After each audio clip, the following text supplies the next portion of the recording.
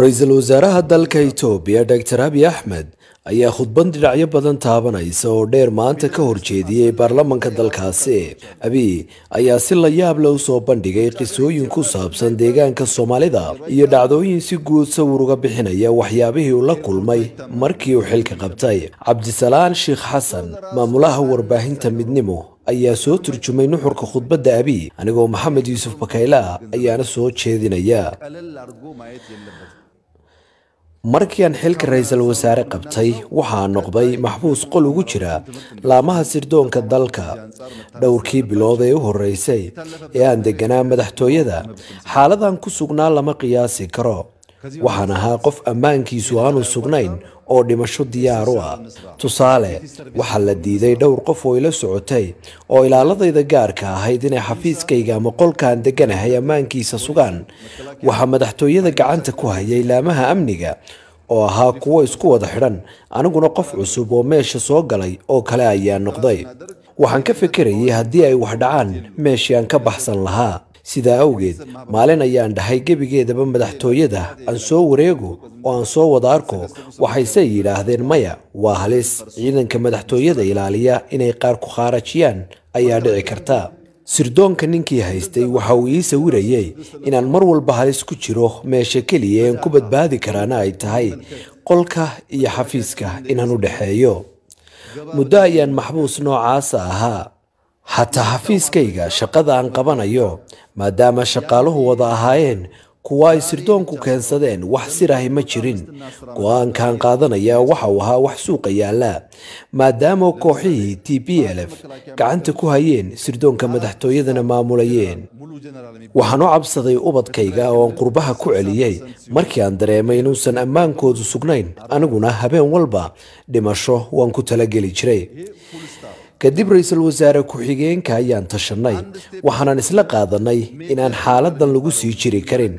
isku shaandhayna loo baahan yahay dhanka ammaanka si isbeddel dalka loogu hirgeliyo. sirdoonku markii ay maqleen inaan isbeddel samaynayno, waxay madaxdii sirdoonku boobeen hantidii dalka, waayo iyagoo keliya ayaa ogaa gudaha dalka iyo qalabka yaala xafiisyada sirdoonka. wax walba way rarteen. intaan ognahay waxa ka badan inta aanan ogeyn. kadib waxaan u soo jeesanay dhanka ciidanka qaranka oo qaybihiisa kala duwan 80% Tigreegu gacanta ku hayeen. jenaraalo ku-xigeenno, korneylo ku-xigeenno. darajo kasta waxaa ku qornaa qof Tigree ah. dhibka ugu weyni waxa uu ahaa sidii waxaasoo dhan loo bedeli lahaa. safarkaygii ugu horreeyey waxaan go'aansaday inaan deegaanka Soomaalida tago, laakiin sirdoonku waxay igu yidhaahdeen waa lagugu dilayaa oo Al-shabaab ayaa joogta ee ha tegin.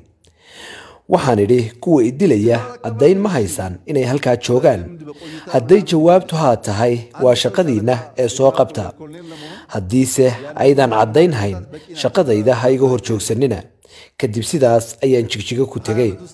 sababtaan u tegay waxay ahayd waxaan ogaa in la rabay in Soomaalidu goostaan, kadib Tigreegu goosto, abaabulka koobaadna Soomaalida laga dhigo. markaa dabadeedna dalkuba kala yaaco. si aan u fashilino ayaan jigjiga u tegay, shacabkana ula soo kulmay. kadib markii isbeddelka iyo isku shaandhayntaan bilownay, waxay isugu tageen Maqale. halkaas ayayna qorshe qas iyo rabshado joogto ah ka wadeen.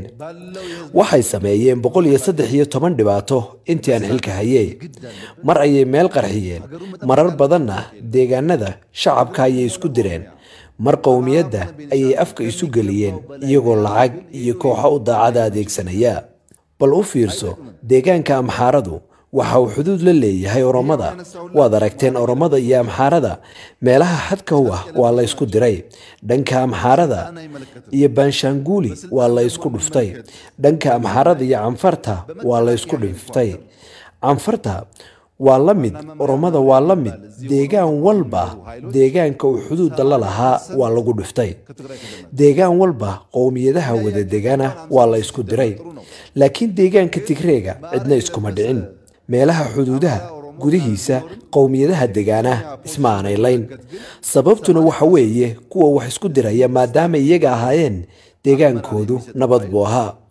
indhaadaygooda waxay dhihi jireen annaga uunbaa nabada deegaanada kalena waa ay gubanayaan oo yaa dabka ka dhex shiday deegaanada kale oon iyaga ahayn waxaa xigtay qaraxii Addis Ababa iyo dilkii Hachalu oo ay iyagu qorsheeyeen tusaale gaaban deegaanada Canfarta iyo Soomaalidu waa islaayeen waliba dagaal la soo noqnoqday kadib madaxweynaha Canfarta ayaa fikir la yaab leh keenay la soco qaybta labaad khudbadan oo ah mid aad u qoto dheer